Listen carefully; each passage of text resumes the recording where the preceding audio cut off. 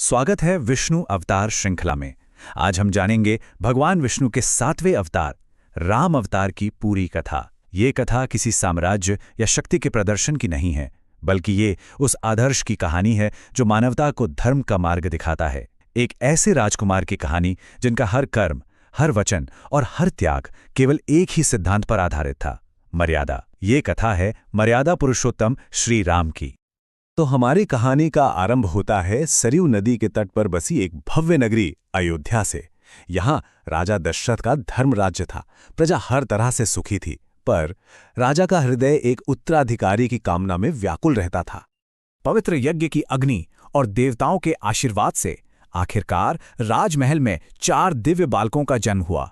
पर ज्येष्ठ पुत्र राम के मुख पर जन्म से ही एक अलौकिक शांति, एक अद्भुत तेज था। उनका आचरण राजसी वैभव से परे विनम्रता और करुणा से भरा हुआ था। वो सिर्फ एक राजकुमार नहीं थे, वो तो स्वयं धर्म के साकार रूप थे। राम ने गुरुओं के सानिध्य में शस्त्र और शास्त्र दोनों का ज्ञान प्राप्त किया, पर उन्होंने सीखा कि शक्ति का सच्चा अर्थ संहार में नहीं बल्कि रक्षा करने में है। और देखिए, जब महर्षि विश्वामित्र अपने यज्ञ की रक्षा के लिए उन्हें वन ले गए, तो किशोर राम ने ताड़का जैसी राक्षसी का वध किया। यह उनकी वीरता का पहला परिचय था, जो अभिमान से नहीं कर्तव्य से जन्मी थी। अब ये कथा हमें मिथिला नगरी ले चलती है, जहां राजा जनक की पुत्री देवी सीता अपने स्वयंवर की प्रतीक्षा में थीं और उनके विवाह के लिए एक ऐसी चुनौती रखी गई थी जो किसी साधारण मनुष्य के लिए तो असंभव ही थी। चुनौती थी भगवान शिव के दिव्य धनुष पिनाक पर प्रत्यंचा चढ़ाना। वो कोई साधारण धनुष नहीं था, वो एक दिव्य विधान था। बड़े बड़े पराक्रमी राजा उसे हिला तक न सके, पर जब राम सभा में पहुंचे तो ऐसा लगा मानो वो दिव्य धनुष स्वयं अपने स्वामी की प्रतीक्षा कर रहा हो। राम ने उस धनुष को बड़े ही सहजता से उठा लिया और जैसे ही प्रत्यंचा चढ़ाई, वो एक ब्रह्मांडीय गर्जना के साथ टूट गया। ये ध्वनि केवल धनुष टूटने की नहीं थी, नहीं, ये तो सीता और राम के दिव्य मिलन की, ये नियति की घोषणा थी। अयोध्या में राम के राज्याभिषेक का उत्सव मनाया जा रहा था, पर नियति ने एक और कठोर परीक्षा चुनी थी। रानी कैकेयी ने अपने पुराने वचन का उपयोग कर राजा दशरथ से राम के लिए 14 वर्ष का वनवास मांग लिया। उस क्षण बिना किसी क्रोध या प्रश्न के राम ने पिता के वचन की मर्यादा रखने के लिए राजमुकुट का त्याग कर दिया। उनके लिए राज सिंहासन से कहीं बड़ा उनका कर्तव्य था। और देवी सीता ने पत्नी धर्म और लक्ष्मण ने भाई धर्म का पालन करते हुए स्वेच्छा से वन का मार्ग चुना। इस तरह महलों का सारा वैभव छोड़कर तीनों ने उस यात्रा का आरंभ किया जो धर्म की पुनर्स्थापना के लिए बहुत आवश्यक थी। उन्होंने वनों में ऋषियों की तरह एकदम सादा जीवन बिताया और हर प्राणी की रक्षा की। पर जहां धर्म है, वहां अधर्म उसकी परीक्षा लेने अवश्य आता है। लंका का अभिमानी राजा रावण अपनी आसुरी शक्ति के अहंकार में अंधा था।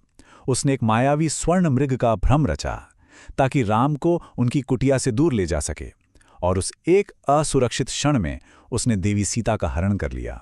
यह सिर्फ एक स्त्री का हरण नहीं था, यह धर्म पर अधर्म का सीधा प्रहार था। जब राम अपनी कुटिया में लौटे और सीता को वहां नहीं पाया, तो उनका हृदय विलाप कर उठा। उनका दुख इतना गहरा था कि ऐसा लगा मानो पूरा वन, हर पत्ता, हर जीव उनके साथ अश्रु बहा रहा हो। लेकिन इसी घोर निराशा में नियति ने आशा की सबसे बड़ी किरण भेजी। राम की यात्रा उन्हें किष्किंधा के वानर राज्य में ले आई, जहां उनकी भेंट अपने सबसे बड़े भक्त से होनी थी। वहां उनकी भेंट हुई पवन पुत्र हनुमान से। हनुमान केवल एक वानर नहीं, वे तो भक्ति और सेवा की पराकाष्ठा थे। पहली ही भेंट में उन्होंने श्री राम में अपने आराध्य को पहचान लिया और उसी क्षण से उन्होंने अपना संपूर्ण जीवन बस राम की सेवा में समर्पित कर दिया। हनुमान ने वो कर दिखाया जो असंभव लगता था। उन्होंने एक ही छलांग में विशाल समुद्र को पार कर लिया। लंका में अशोक वाटिका में शोक में डूबी माता सीता को ढूंढा, उन्हें राम की अंगूठी देकर आशा का संदेश दिया, और रावण के अहंकार को चुनौती देते हुए पूरी लंका का दहन कर दिया। उनकी ये सफलता धर्मयुद्ध का शंखनाद थी। अब समय आ गया था धर्म और अधर्म के अंतिम महासंग्राम का। एक ओर राम की वानर सेना थी, जिनके पास धर्म का बल था, और दूसरी ओर रावण की आसुरी सेना, जिसे अपने शक्ति का घमंड था। यह युद्ध दो व्यक्तियों का नहीं, दो विचारधाराओं का था। राम यानी धर्म और रावण यानी अधर्म। अंत में श्री राम के दिव्य बाण ने रावण के शरीर को नहीं, उसके अहंकार को भेदा। यह अत्याचार पर धर्म की अंतिम विजय थी। 14 वर्षों का वनवास अब पूरा हुआ। राम, सीता और लक्ष्मण अपनी प्रतिज्ञा पूरी कर अयोध्या लौटे। उनके आगमन पर पूरी नगरी आनंद और उत्सव के प्रकाश से जगमग उठी। अयोध्या के वासियों ने अपने प्रिय राजकुमार के स्वागत में हर घर, हर द्वार पर दीप जलाए। ये प्रकाश केवल अंधकार को दूर करने के लिए नहीं था, ये असत्य पर सत्य की विजय का प्रतीक था। और यही महान उत्सव आज भी हम दीपावली के रूप में मनाते हैं। राम सिंहासन पर बैठे एक विजेता के रूप में नहीं, बल्कि मर्यादा पुरुषोत्तम के रूप में, यानी वो आदर्श पुरुष जिसने हर परिस्थिति में मर्यादा और धर्म का पालन किया। उन्होंने एक ऐसा रामराज्य स्थापित किया जो शक्ति से नहीं, बल्कि न्याय, करुणा और कर्तव्य से चलता था। इस प्रकार संपन्न हुई राम अवतार की पावन कथा, जो मानवता को सत्य, प्रेम, कर्तव्य और त्याग का मार्ग सिखाती है। अगली कथा के लिए जुड़े रहिए भगवान विष्णु के 8वें अवतार श्री कृष्ण अवतार की कहानी के साथ।